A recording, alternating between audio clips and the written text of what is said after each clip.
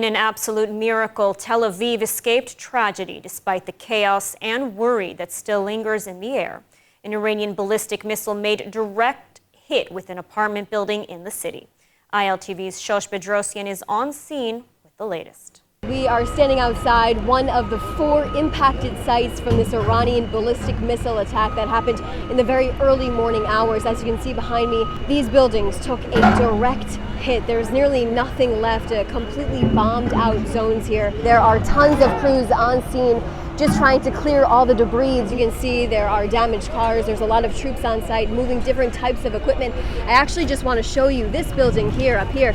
Every single window is blown out of this high rise here. Just incredible damage, enormous damage, all floors of this big building here in central Israel.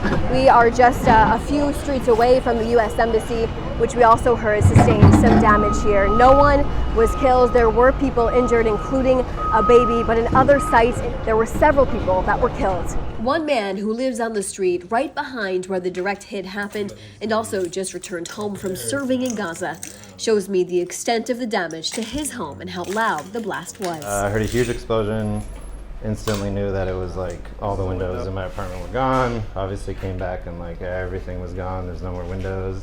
I don't know if you could see, but whole apartment's all glass, broken everywhere. Like these are, take down half a building easily.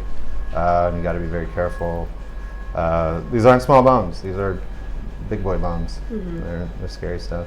I don't think it's anything new. I think it's a little bit weird that the world doesn't say anything about it at all, but it doesn't seem anything new to me. I'm not that surprised. I'm very happy we have really good air defense, so that's pretty much what's keeping us alive.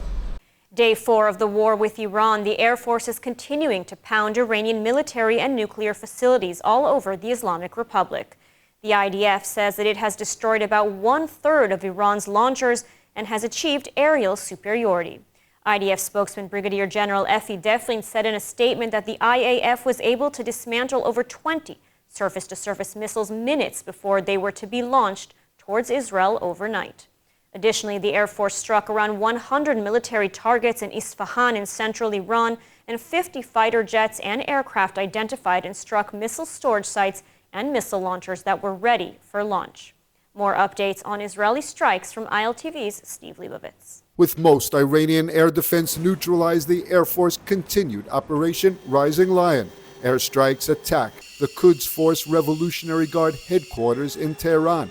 Iranian media confirmed that Revolutionary Guard intelligence chief Mohammad Kazemi and his deputy were both killed. 5 car bombs were detonated in the Iranian capital, with more nuclear scientists reportedly killed. Reports say that 14 scientists have been killed since Friday. תקיפות חיל האוויר מבוססות על תוכנית סדורה וממוקדות בפגיעה במתקני הגרעין וביכולת של המשטר האיראני להתקדם לעבר ייצור נשק גרעיני. Widespread Air Force strikes were reported in the Iranian capital, Tehran. There are huge traffic jams reported of residents trying to leave the city under attack by Israel. Capital residents began to flee even before the IDF issued an unprecedented evacuation warning to civilians living around weapons factories. اخطار فوری به تمامی افرادی که همکنون و یا در آینده نزدیک در داخل و یا حوالی کارخانجات تولید تسلیحات نظامی و نهادهای پشتیبانی دهنده آنها در کشور ایران می باشند. از شما اهالی محترم درخواست می نماییم. The Air Force is hunting ballistic missile launchers and an assortment of nuclear facilities. The launchers struck were used to fire missiles at Israel on Saturday night in barrages that killed 10 Israelis. Strikes were reported against the Shiraz nuclear facility in southern Iran. Loud explosions were also witnessed near Iran's key Fordo nuclear site, indicating Israeli strikes at that facility as well. The Air Force confirmed it destroyed an Iranian aerial refueling aircraft in a strike at Mashhad airport in northeast Iran. The site is some 2,300 kilometers from Israel and was the longest strike distance since the start of IDF Operation Rising Lion. The list of targets relate to nuclear facilities and Iranian capabilities to attack Israel. תקפנו את מטה הגרעין של המשטר האיראני שמכונה מטה ספנד שבטהרן. בנוסף, תקפנו אתרי פיתוח ומחקר לייצור חומרי גלם ומעבדות לפיתוח נשק גרעיני. עוד תקפנו מאגרי דלק סמוך לטהרן שמסייעים לתעשיות הצבאיות האיראניות. עד כה נתקפו יותר מ-250 מטרות ויותר מ-720 רכיבים שונים. Day 4 of the war with Iran, with much military success, but with no end in sight. And joining us now with more on the war is Professor Uzi Rabi, a professor of Middle Eastern history and head of the Regional Cooperation Program at Tel Aviv University's Moshe Dayan Center. Thank you so much for joining us today. Pleasure. Thank you. So what can you tell us about what is happening inside of Iran?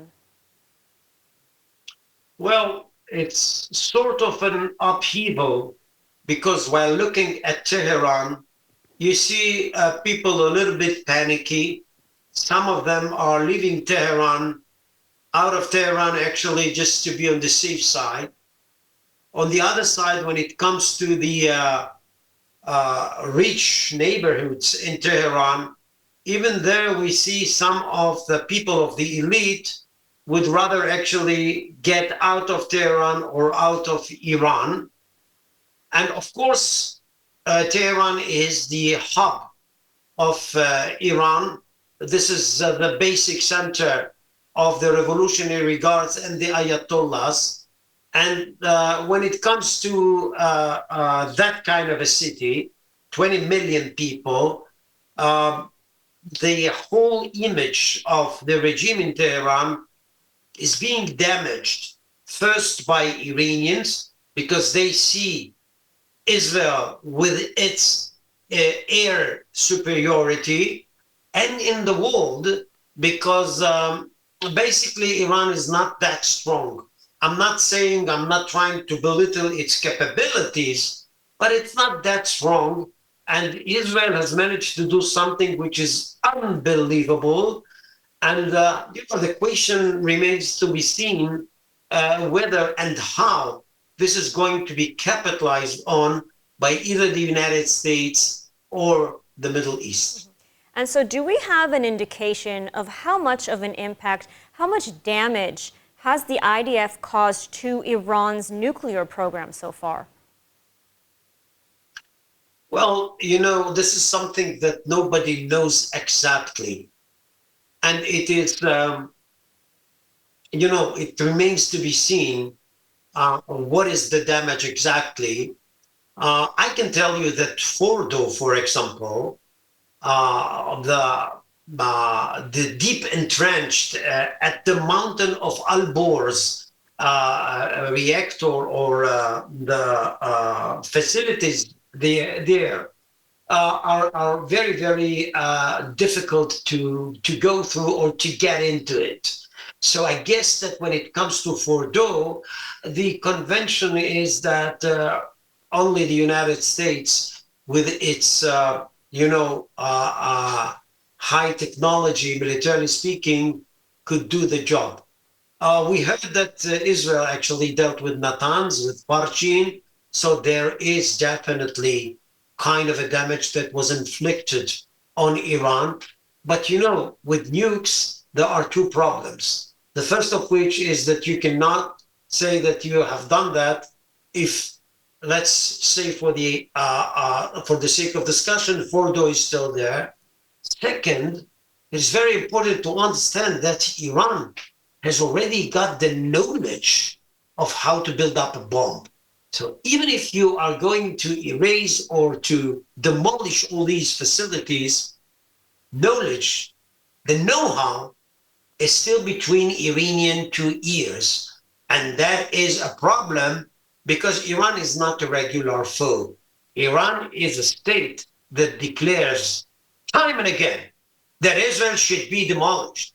So what I would carefully say that regime change is much more important when it comes to what we are dealing with now. So I want to pause you for just a moment. I don't know if that is the way actually to do that. I don't know if Israel would go there, but we'll have to wait and see. So I want to pause you for just a moment, and don't go anywhere because we'll come back to you in just a few moments with more questions, especially regarding regime change. So stay with us. We go now to Jerusalem, where ILTV's Mayan Hoffman is standing by outside the closed U.S. embassy following Iranian missile attacks. Well, Lidar, I am standing here right near the U.S. Embassy in Jerusalem. U.S. Ambassador to Israel Mike Huckabee confirmed early this morning on social media that there was some damage sustained, not here in Jerusalem, but to the U.S. consulate in Tel Aviv. That's mostly internal damage, likely caused by the shock of the blast of one of the Iranian missiles that hit the city. No U.S. personnel were injured in that attack, but of course the reverberations of such an action will have far-reaching implications on U.S., Israel, and Iranian diplomacy. The Iranian barrage on Israel, now entering its fourth day, has left not only physical damage, but major diplomatic and strategic questions in its wake. Huckabee confirmed the U.S. Embassy's closure on social media, citing minor damage and an ongoing shelter-in-place order. Meanwhile, U.S. President Donald Trump continues to weigh in on the growing conflict, offering both warnings and optimism. I think it's time for a deal, and we'll see what happens, but sometimes they have to fight it out, but we're going to see what happens. Trump told ABC News that the U.S. is not at this moment militarily involved, but said it's possible we could get involved if the situation escalates. He added that Washington was informed in advance of Israel's strike campaign and has supported the bombardments, calling them excellent. Yet Trump also emphasized diplomacy.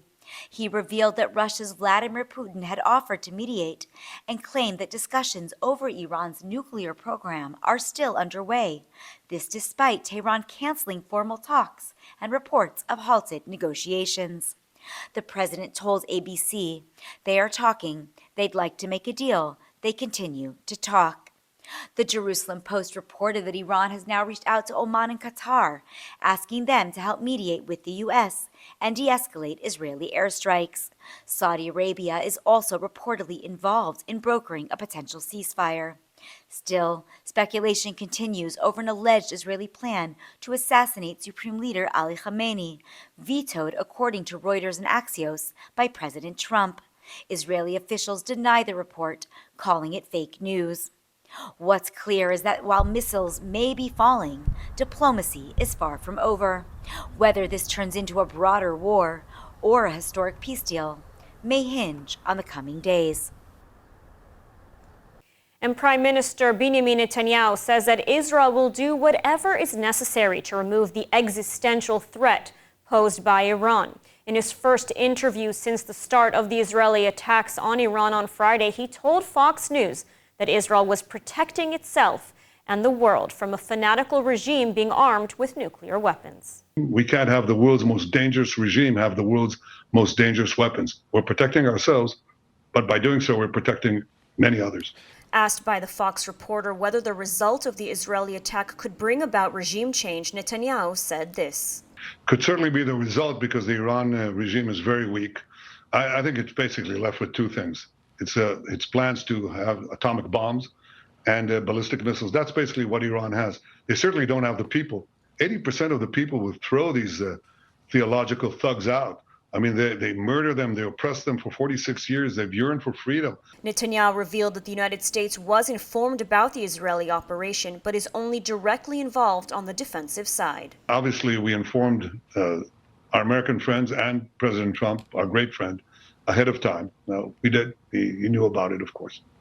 American pilots are shooting down drones that are headed towards Israel, as do our pilots. Netanyahu denied any differences between Washington and Jerusalem and said both nations were on the same page. There's so many false reports of conversations that never happened, and I'm not going to get into that, but I can tell you, I think that we do what we need to do. We'll do what we need to do. And I think the United States knows what is good for the United States, and I'm just not going to get it. Okay. And joining us once again is Professor Uzi Rabi, Professor of Middle Eastern History and Head of the Regional Cooperation Program at Tel Aviv University's Moshe Dayan Center. Great to have you back. So, before we were talking about regime change in Iran, this is not one of the stated goals of the Israelis, of Prime Minister Netanyahu, but could this attack, could this ongoing operation lead to regime change? And also, we haven't seen Iranians take to the streets in protest as we've seen before. I mean, why isn't that happening? Yeah, you are right. First of all, Israel hasn't declared a regime change as kind of a certain goal to be achieved while it attacked Iran. What Israel actually was after is the nuclear capacity. But having said that, and since Israel, in the meantime, has inflicted a real blow on the Iranian regime, it facilitated kind of a reality where regime change is feasible. Now, not Israel is going to do that, not at all. But I agree with the way you put it in your question, that Israel is serving here as an auxiliary will by which to put some teeth to the notion of regime change to be done by either the people of Iran or any opposition or by the free world. We don't know. What I hope personally, and I think that Israel too, is that President Trump would take a decision, a bold decision, for the sake of the Middle East, for the sake of the free people, and help the Middle East out in getting rid, once and for all, this regime that is the main cause for the suffering in the Middle East for decades. I do hope that they will have the knowledge and the understanding of how imperative this thing is. But who knows? We'll have to wait and see, because each country has its own calculus, including the US. And I do hope that Israel would be that wise to make sure that the United States does understand that it is now or never for the Middle East, because if they are going actually to legitimize them and have kind of an agreement, and the Iranians are cheaters and liars, they would find the opportunity to get back to nuclear capacity. So in my opinion, it's a once-in-a-lifetime opportunity. A once-in-a-lifetime opportunity indeed, and it remains to be seen whether the United States will take a more prominent role in this war. Professor Uzi Rabi, thank you so much for joining us today and for your insights. Thank you for hosting me. Thank you. And the IDF announced on Sunday that the second body of the hostage recovered in Khan Yunis in Gaza in a special operation last Wednesday is that of Aviv Atzili. Aviv's body was recovered in the same operation as Yair Yaakov's. Atzili was a member of the alert squad that fought off terrorists in Kibbutz Nir Oz, one of the hardest-hit kibbutzim, on October 7th. He was initially believed to have been abducted alive, but in December his family was informed that he had been murdered on October 7th at the age of 49 and his body taken into Gaza. His wife Liat Atzili was also captured by Hamas on October 7th and was released as part of the first ceasefire deal in November 2023, while Yair remained in captivity. She was informed of her husband's death just days after her release from Hamas captivity. Aviv is also survived by 3 children. There are currently 53 hostages still in Gaza. 20 of them are believed to still be alive. And negotiations for the release have stalled, with Hamas rejecting every hostage deal put forward the past several months. And now concern for the status and well-being of the hostages is only increasing, especially in the wake of the war with Iran. Since the start of the war between Israel and Iran on Friday, hundreds of thousands of Israeli and foreign tourists are stranded on both sides of the ocean.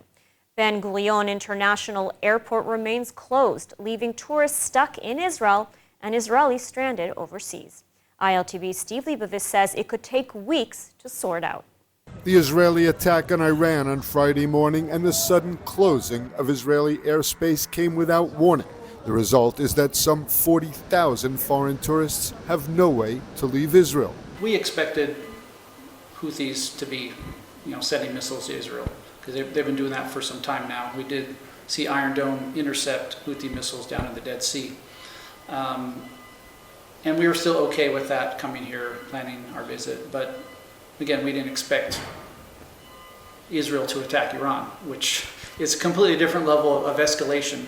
The visiting tourists were aware that Israel was at war, but the war with Iran was unexpected, and tourists are left to improvise. We're looking for alternative places to stay because it may be a lengthy one.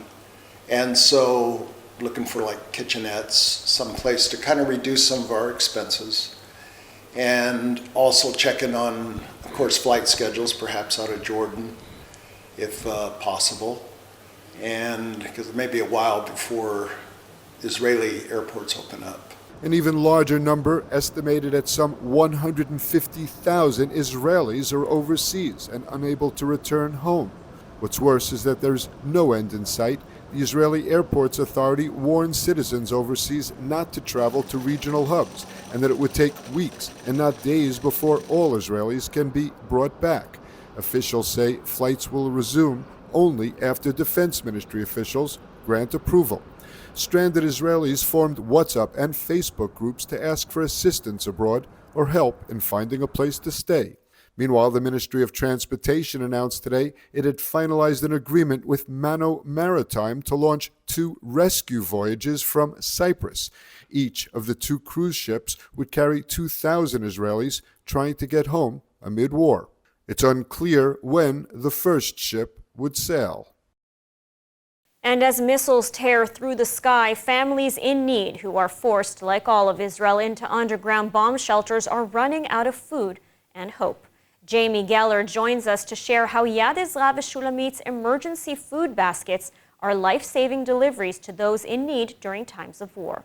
You can scan the QR code for more information and to help feed those in need. Israel is under a massive attack right now. Thousands of missiles are pouring in and being fired at our cities and towns across the country. People are absolutely terrified to leave their bomb shelters. They are sheltering underground. You can imagine the fear. Mothers holding their children, Holocaust survivors alone without even the most basic food and supplies. Yet Ezra Shulamith right now is raising over $1 million to purchase ready-made meals and basic supplies. We have over 15 trucks prepared to go from bomb shelter to bomb shelter, from family to family, from person to person, whether they're sheltering together or alone, to get just the most basic food and supplies to those that need it most. We're talking now about surviving while trying to run for safety. So this is essential right now. We've never been in a crisis like this before. Missiles and alarms and red alerts and state of emergency and war are just going off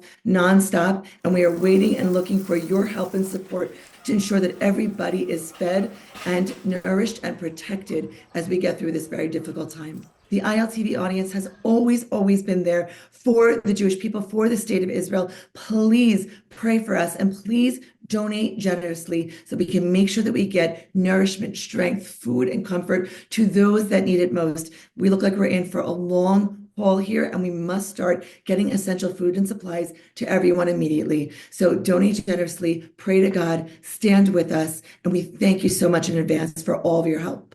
And now let's take a look at the weather forecast. Clear skies are expected around most of the country tonight, with temperatures reaching lows of 21 degrees Celsius or 70 degrees Fahrenheit. Then tomorrow we'll see clear skies alongside steady temperatures with highs of 31 degrees Celsius or 88 degrees Fahrenheit. And that's a wrap for today's news. For the latest updates from Israel on all your devices, be sure to follow our ILTV channel, subscribe to our newsletter, and explore our website, iltv.tv. Stay informed with the latest news straight from the heart of Israel. I'm Ladar Gravelazi. Be well, stay safe, and thank you so much for watching.